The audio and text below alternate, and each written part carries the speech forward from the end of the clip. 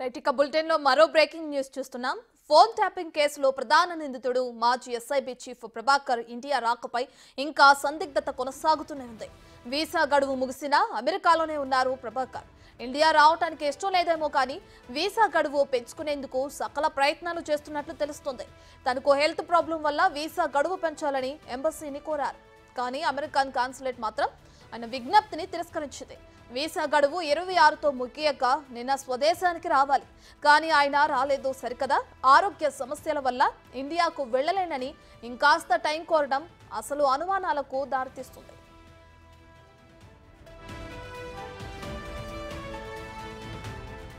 ఇప్పటికే ప్రభాకర్ రావుకు అధికారులు లుకౌట్ నోటీసులు సైతం జారీ చేశారు. మరో 2 రోజుల పాటు వేచి చూడనున్నారు. అయినప్పటికీ రాకపోతే భారత ఎంబసీని ఆశ్రయించే అవకాశం కనిపిస్తుంది.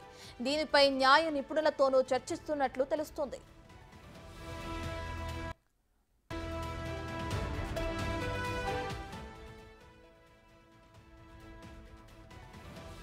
రైట్ ఇదే అంశానికి సంబంధించి మరింత సమాచారాన్ని మా ప్రతినిధి రానా లైవ్ లో అందిస్తారు. రైట్ రానా, ఇప్పటికే చూసుకుంటే ఫోన్ ట్యాపింగ్ కేసులో ప్రధాన నిందితుడిగా ఉన్న ఎస్ఐబి చీఫ్ ప్రభాకర్ రావుకి అటు అధికారులు లుకౌట్ నోటీసులు జారీ చేశారు. ఆయన ఇప్పటికీ ఇండియా రాలేదు. దీనికి సంబంధించిన డీటెయిల్స్ ఏ విధంగా ఉన్నాయి రానా? దాదాపు మార్చి నుంచి కూడా తనకి హెల్త్ కండిషన్ బాగలేదు, ఆల్రెడీ సర్జరీ కూడా చేసుకున్నట్టు కూడా ఆయన అమెరికన్ కాన్సులేట్కి చెప్పినట్టుగా తెలుస్తుంది. అయితే ఈ సమయంలో నేను భారత్ తిరిగి వెళితే అక్కడ నన్ను అరెస్ట్ చేసే అవకాశం ఉంది, ఇప్పటికే నాకు హెల్త్ ఇష్యూస్ చాలా వరకు ఉన్నాయి, కావాలంటే నా రిపోర్ట్స్ కూడా చూడండి కూడా ఆయన భారత ఎంబసీని కూడా ఆశ్రయించినట్టుగా తెలుస్తుంది. ఇప్పుడున్నటువంటి పరిస్థితుల్లో నాకు వీసా గడువు పెంచాలనేది కూడా మరొకసారి ఆయన కోరినట్టుగా మనకు తెలుస్తుంది. మొన్నైతే ఆయన మరో 6 నెలల పాటు పొడిగించుకోవడం కోసం చాలా ప్రయత్నాలు చేశారు. అయితే అమెరికన్ కాన్సులేట్ పాటు దాన్ని తిరస్కరించినట్టుగా మనకు తెలుస్తుంది. యాక్చువల్లీ అయితే ఆయన మార్చిగా గత కంటే ముందు ఏదైతే కొత్త ప్రభుత్వం ఏర్పడిన తర్వాత వెంటనే ఆయన ఇక్కడి నుంచి అమెరికాకి వెళ్ళిపోయాడు. అమెరికాకి వెళ్ళిన తర్వాత నాకు హార్ట్ సర్జరీ ఉంది, లేకపోతే ఇతర సంబంధితమైనటువంటి చాలా వరకు కూడా హెల్త్ ఇష్యూస్ ఉన్నాయనేసి కూడా అప్పుడు ఆయన దానికోసం చికిత్స కోసం నేను అమెరికాకి వెళ్ళాననేసి కూడా చెప్పడం జరిగింది. ఎప్పుడైతే మార్చిలో ఈ యొక్క ఫోన్ ట్యాపింగ్ వ్యవహారం కేసు అనేది బయటపడిన తర్వాత ఆ కేసులో ఇప్పటికే ప్రణీతరావు కానీ, రాధాకిషన్ రావు కానీ, అలాగే తిరుపతన్న, భుజంగరావు, ఇంకా అనేక మంది ఎస్ఐలు, సిఐలు చాలా మంది కూడా ఇప్పటికే అరెస్ట్ అయినటువంటి పరిస్థితి. కాబట్టి వాళ్ళందరూ కూడా జైలు జీవితం అనుభవిస్తున్న నేపథ్యంలో వారందరూ కూడా బంజారాహిల్స్ పోలీస్ స్టేషన్ విచారణకు హాజరయ్యారు. విచారణకు హాజరైనటువంటి సమయంలో వాళ్ళందరూ కూడా స్టేట్మెంట్ ఇచ్చారు. సో మేమందరం కూడా మాజీ ఎస్ఐబి చీఫ్ అయినటువంటి ప్రభాకర్ రావు చెప్పినటువంటి ఆదేశాల మేరకు కూడా మేము పనిచేశాము.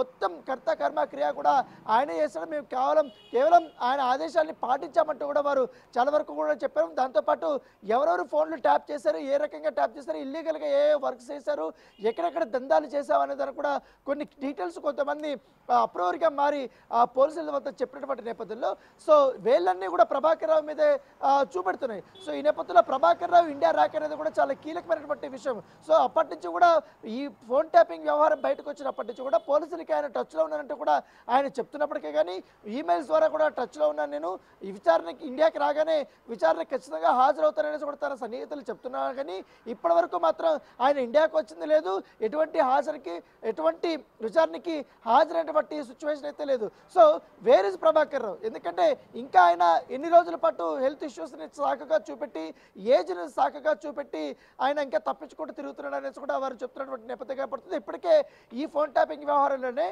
పోలీసులు కూడా ఇప్పుడు ఛార్జ్ షీట్ కూడా నమోదు కోర్టులో సబ్మిట్ చేశారు. సబ్మిట్ చేసినటువంటి నేపథ్యంలో అన్ని ఎవిడెన్స్ దాదాపు చాలా వరకు పెన్ డ్రైవ్లు కానీ, హార్డ్ డిస్కులు కానీ, మొత్తం ఎవిడెన్స్ అంతా కూడా ఫిజికల్గా కూడా కోర్టుకి సబ్మిట్ చేసినటువంటి నేపథ్యంలో ఆల్రెడీ కేసు చాలా కీలకమైనటువంటి దశకు చేరుకుంది. ఈ సమయంలో ప్రధాన నిందితుడు వస్తే ఈ కేసు మరో కీలకమైనటువంటి మలుపు తిరిగే అవకాశం ఉంది. ఈ కేసు వెనక చాలామంది బీఆర్ఎస్ నేతలు ఉన్నారనేసి మొదటి నుంచి కూడా అనుమానాలు వ్యక్తం అవుతున్నటువంటి నేపథ్యంలో వారు చెప్పినట్టుగానే మేము చేసామనేసి ప్రతి ఒక్క ఆఫీసులో చెప్తున్నటువంటి పరిస్థితుల్లో సో ప్రభాకర్ రావు కీలకంగా ఉన్నాడు కాబట్టి ప్రభాకర్ రావు స్టేట్మెంట్ అనేది చాలా ఇంపార్టెంట్. సో ఆయన వస్తే కానీ ఈ కేసులో కొన్ని చిక్కుముడులు వీడే అవకాశం లేదనేసి కూడా పోలీసులు భావిస్తున్న నేపథ్యంలో సో ఆయన ఎట్టి పరిస్థితులను ఇండియాకి తీసుకురావాలి, ఆయనే వస్తే బాగానే ఉంటుంది, లేకపోతే ఖచ్చితంగా లుకౌట్ నోటీసులు ఆల్రెడీ జారీ చేశారు. కాబట్టి ఇక్కడి నుంచి ఒక బృందం అమెరికాకి వెళ్ళాలంటే దానికి సంబంధించినటువంటి న్యాయ సలహాలు తీసుకుంటారు. విదేశాంగ మంత్రిత్వ శాఖతో కూడా వారు ఎప్పటికప్పుడు చర్చలు కూడా జరుపుతున్న నేపథ్యంగా పడుతుంది. ఈ కేసు తీవ్రత దృష్ట్యా ఆయన ఆయన అరెస్ట్ అనేది ఎంత ఇంపార్టెంట్ అనేది కూడా వారికి చెప్తున్నట్టుగా మనకు సమాచారం అవుతుంది.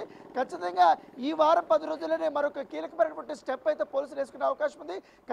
అంత లోపల ప్రభాకర్ రావు వస్తే ఓకే, కానీ ఆయన విచారణ చేసి ఆయన స్టేట్మెంట్ రికార్డ్ చేస్తామనేసి కూడా పోలీసులు చెప్తున్నారు. కానీ ప్రభాకర్ రావు మాత్రం తనను ఏదైతే ఇండియాలో అడుగు పెడితే చాలా అరెస్ట్ చేస్తారనేసి కూడా ఆయన భయపడుతున్నట్టుగా మనకు సమాచారం ఉంది. మొదటిగా అమెరికా నుంచి దుబాయ్కి రావాలి, దుబాయ్ నుంచి ఆయన హైదరాబాద్ శంషాబాద్ ఎయిర్పోర్ట్కి చేరుకోవాల్సింది. సో ఆయన వస్తాడనే ఉద్దేశంతో ఇప్పటికే కొన్ని టీములు కూడా రెడీ చేశారు.